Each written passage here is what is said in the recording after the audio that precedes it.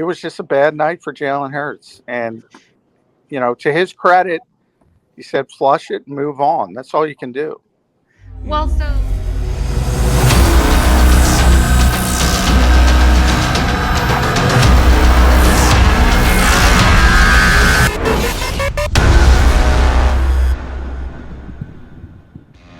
go for the midnight dares. Go for the game. Go for the hits. Go for the fans. Go for the win. Go to Ocean Casino Resort. Book your trip at theoceanac.com. Joining us just moments ago to talk all things Eagles and to help further explain what the heck happened in this loss tonight. Prime time, Monday Night Football. John McMullen joins us, and the great John McMullen is presented to us by Mesa Law and Associates. Need a tough injury lawyer? Call Mesa and Associates. John, what is the word from the locker room and the post-game press conferences? Flush it, which I think is what all of Philadelphia would like to do. So that's what Jalen Hurts, and to make your pain a little bit more, that's Dak Prescott, if you can hear him in the background. They're piping him up on 11, spinal taps 11 in the press box here. So I apologize for that. But, yeah, I mean, there's not much you can say. The Eagles got blown out, and in a lot of ways, a lot of garbage time statistics. So the people that even want to look at the numbers and say, well, so-and-so did this, so-and-so did this, they were not effective when the game actually mattered. They were blown out. This was a lopsided loss, no question about it. Hey, John, what did the players, especially offensive players, say about running the football only 3 times? I mean, the stats say they ran the ball 12 times, but your quarterback ran 9 of them. You have a back like Miles Sanders. You have Kenneth Gainwell. I don't know why Boston Scott is in the witness protection program. They don't even use him in a running game. But what did they say about the embarrassment of not running the football? Well, why do you need Boston if you're only going to run it 3 times?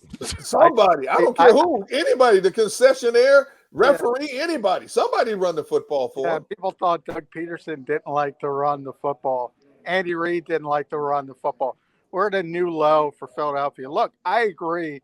In the modern NFL, you pass to run late.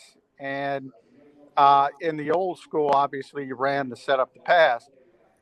Jody McDonald asked me this week on Birds 365, what is the run-pass ratio going to be? I say, tell me what the score is in the fourth quarter, and I'll tell you. And they were behind early, and they just forgot the running game. And, that's what happens in this league when you're behind by more than 1 score, 2 scores. You got to throw the football, and the Eagles are not equipped to throw the football. They're not equipped to win shootouts, and this was a shootout. If they were going to win this game, they were going to have to outscore the Dallas Cowboys. They're just not capable of doing that at this point. It certainly doesn't seem like they are. Yet they went in with a game plan that I'm still going to be spending days trying to figure out exactly what it was. Lane Johnson was trying to help us understand. I still have a lot of questions surrounding it. Nick Ciriani, we were told a moment ago, John, that when he was asked about the game plan and when he was asked about running the football and how Miles Sanders only gets 2 runs in this scenario, said, I got to be better. It seems like any coach going into this type of game when you're already down 2 of your starters in your offensive line would know to run the football more. Was there anybody willing to come out and say they just flat out made a mistake? Not, hey, I got to be better. We got to look at the tape. We got to improve. Anybody that's willing to really address it head on saying, no, we didn't do what we were supposed to do tonight?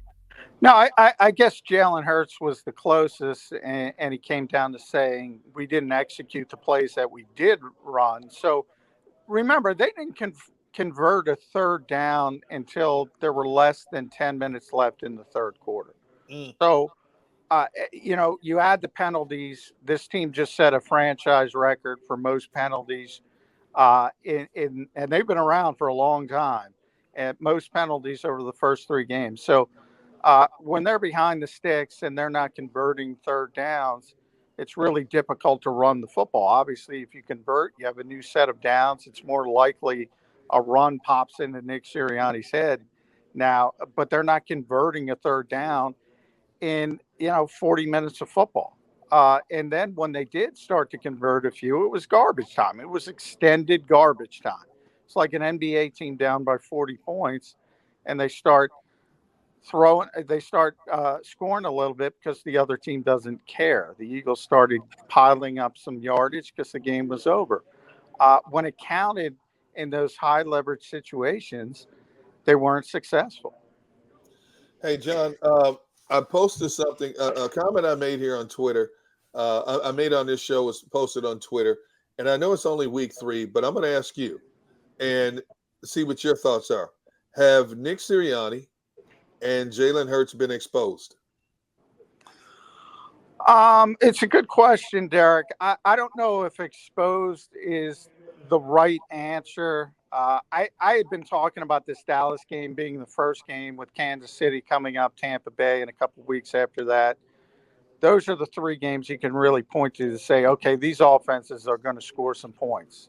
No matter how well the defense is playing, they're going to score some points. And are the Eagles capable of keeping up with them? Well, back in the spring, I said probably not at this stage. This is test number 1. They weren't. We'll see Kansas City as they come in this week, and we'll see how that shakes out. And then you have Tampa Bay. I just don't think they're high-powered enough. I think they have to play from the lead. Nick Sirianni admitted that after, the failed 4th down against the 49ers. Jalen Hurts is not the kind of quarterback at this stage of his career that can step back in the pocket and throw it 45 times and win you a football game. That's not his strength. His strength is doing some things with his legs, his off-schedule offense. So I don't know if he's been exposed. It's just really difficult to have him play at this stage of his career in these types of games. The goal of this season, we were told since very early in the process, really, if you go back to Jeffrey Lurie firing Doug Peterson, he said this is a transition year. And this should be about not necessarily beating the Dallas Cowboys in week 3 on Monday night. Are we going to find out if Jalen Hurts is the long-term answer quarterback? That's the goal of this season. And I don't know the answer to that. I don't think any of us know the answer to that. But they have to figure it out, and they have to let them go through these types of learning cycles to figure that out. Do you think that tonight was a, anomaly for him? I mean, I'm like you mentioned our schedule moving forward. It's terrifying.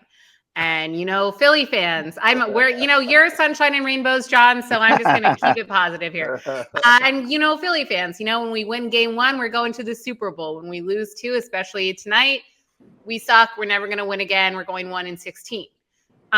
Where do you fall on that spectrum? And what do you have to say to fans who are calling it on Jalen Hurts and saying that he's never going to be QB1? Was tonight just a particularly bad game for him?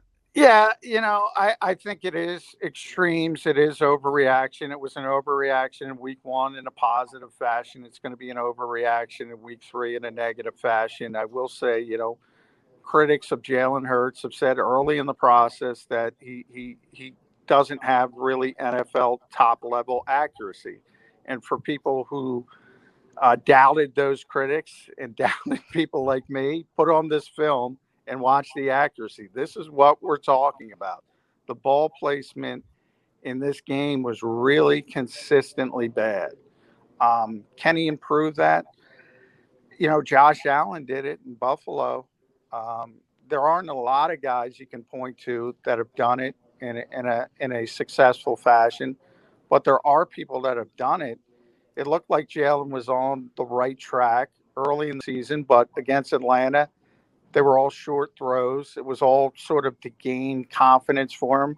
And I thought it was a really smart game plan early for Nick Sirianni. And since then, he tried to take advantage of San Francisco because they were down their 2 starting corners. And in this game, he kind of knew he was going to have to outscore the Cowboys. And from that first underthrow to Jalen Reagor, and that was badly underthrown, it was just a bad night for Jalen Hurts. And, to his credit, he said, flush it and move on. That's all you can do. Well, so say Jalen Hurts had a great night and he had hit all of his targets. Would we be praising Nick Sirianni's game plan? That's tough. That's tough to answer, Kevin, because I don't know what his game plan was because it was so unsuccessful. Through the first, 2.5 quarters, really. And then again, the stats started to pile up a little bit when it didn't matter. But the first half and into the third quarter, because I thought Mike McCarthy gave him a break when he really badly mismanaged the end of the first half. Yes, he did. The Eagles had they had like a 2nd and a 31. I think it was 2nd and 31. He had 2 timeouts. He didn't use them.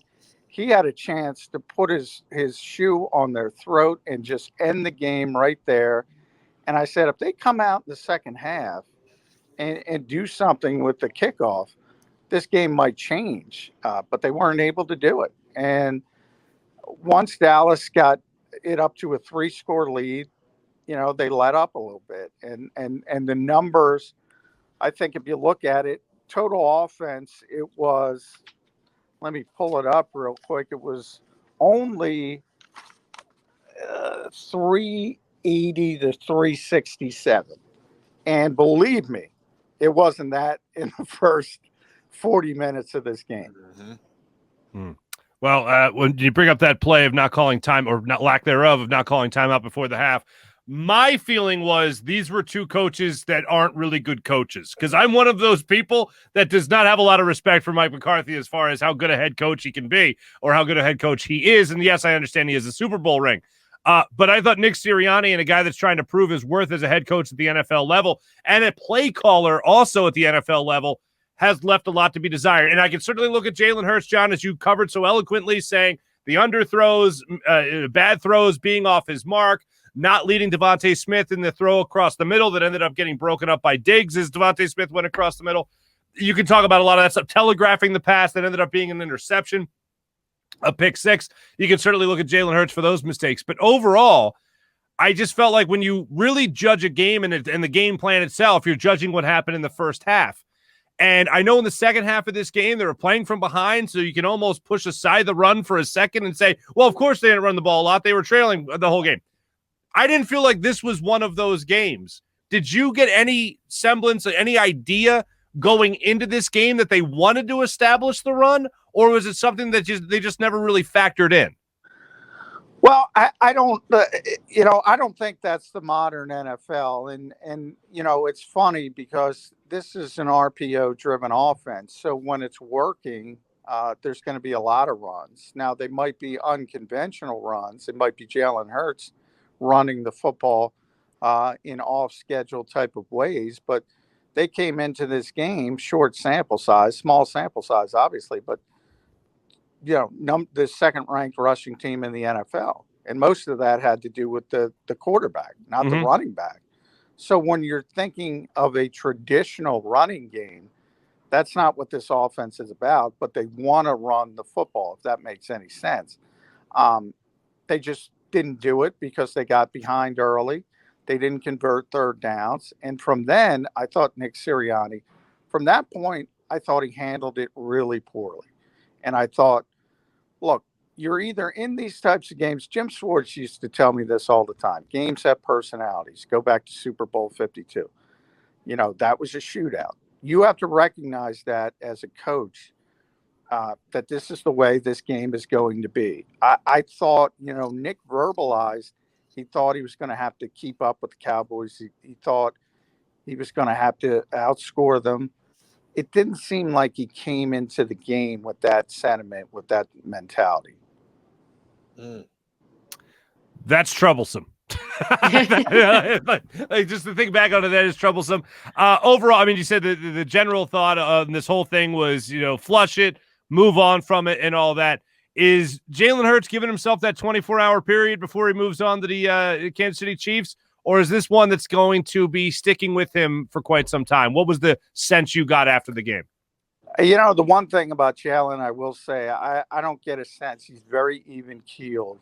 I thought last week was a perfect example of that. Nick Sirianni took that loss incredibly hard, the 49ers loss. I mean, I joked, Devin's probably not going to get this. Derek, you might get it. Mark, you might get it. Stuart Smalley, the old Saturday Night Live character. That's what he reminded me of when he was talking to us on Wednesday. And he was trying to have a self-affirmation session. Oh, yeah. Like, I'm here. I'm a good coach. I belong here. And I'm like, dude, you got to be comfortable in your own skin. You don't got to prove yourself to us. And meanwhile, Jalen Hurts came up and said, there are no losses. I think that was his T-shirt slogan of the week. There are no losses, just lessons. And I thought it was good. Really? I thought it was a really good sentiment. Jalen, I don't even worry about him. He'll turn the page and he'll go to the next game. I worry about Nick more because he's so emotional. He really takes these losses hard.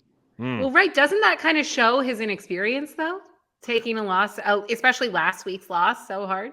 I think it does, because if you look at, the great coaches in this league, whether it's Bill Belichick or Andy Reid, who hopefully is okay and hopefully will be back this week, and Bruce Arians and Pete Carroll, guys have been around forever and had tremendous success.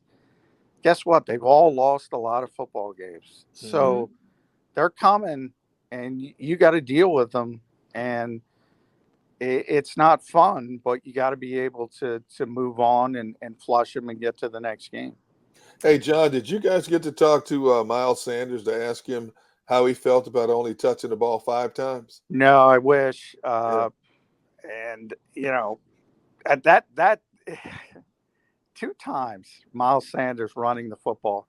That's ridiculous. I don't even know how that's possible. I had to double check it after the game, because he did touch it a couple times in the passing game. Right. He had 5 total touches, 2 runs and 3 catches. And I mean, people used to kill Doug Peterson, obviously, for not running the football. You have this old school mentality in Philadelphia: run the football, run the football, run the football, which Jeffrey Lurie does not want to do, by the way. But nonetheless, I mean, this is a new low for Andy Reid, for Doug Peterson, to have your lead back, who's a pretty good back, run it only 2 times, even in this type of blowout loss, is just not acceptable. Yeah. John, you and I think very much alike, which in a way it worries me.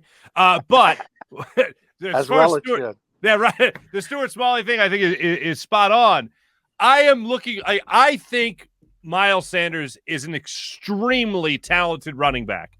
What I'm really looking forward to is one day a coach giving him those numbers, those stats that will support that theory, because I think he can be a playmaking running back. I think he has proven he can be a playmaking running back when given the opportunity. No better example than he actually gets a handoff tonight and takes it 24 yards. So I'm eagerly awaiting a coach that will believe in him enough to not, of course, center the offense around him, because, as you said, modern NFL, that's not the way they do it. But if Nick Sirianni is really the type of guy that is going to coach to the players that he has and not fit those people and wedge them into his scheme, then maybe the RPO game, maybe that ain't it. Maybe actually handing the ball off, maybe something very simple. Handing the ball off to a guy like Miles Sanders would actually benefit this offense more. Well, I think, if you ever get to the point where Jalen Hurts isn't the quarterback, I think you might get to that point. You might get to that situation. But if Jalen Hurts is going to be the starting quarterback, you got to take advantage of what he does well. And that's the RPO game. And it's going to be RPO driven. And it should be, by the way. It should be. And in theory, that should help Miles Sanders, but you got to run the football occasionally. So you got to call that. You got to execute it. You got to convert a 3rd down. But it is ironic that one of his 2 runs did go for 24 yards or whatever it was, and they stayed away from it from that point forward. Unbelievable. But, I always defended Doug Peterson a little bit, because I do think people were skipping steps with Miles. I always call him, he's a great runner in my estimation. He's not a great running back. And even great runner, maybe the better description is explosive runner, because he's a home run hitter, right? He's the guy who's going to go 70 yards. But he's also, the old adage in the NFL, if it's blocked for 4 yards, get me 4 yards. And too often, Miles will try to kick it out and hit that home run. Mhm. You know, he drops the football too much. He's not a great pass protector. He fumbles it. So I kind of defended Doug Peterson because there are times you can't have Miles on the field because he's doing some bad things, but not like this. Not like this. Right. And John, real quick, last thing, I just want to end on a positive note with you. Apparently you have your own fan group. I'm trying to find his name here. The Is it McMullen Birdman? Mafia? Yeah, McMullen Mafia. How about Yeah, that? I saw that. Yeah, Birdman 990. McMullen Mafia. John, did you know about your own mafia?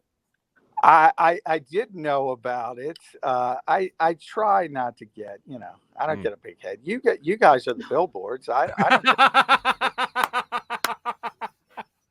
nobody wants to see me. I have no comment.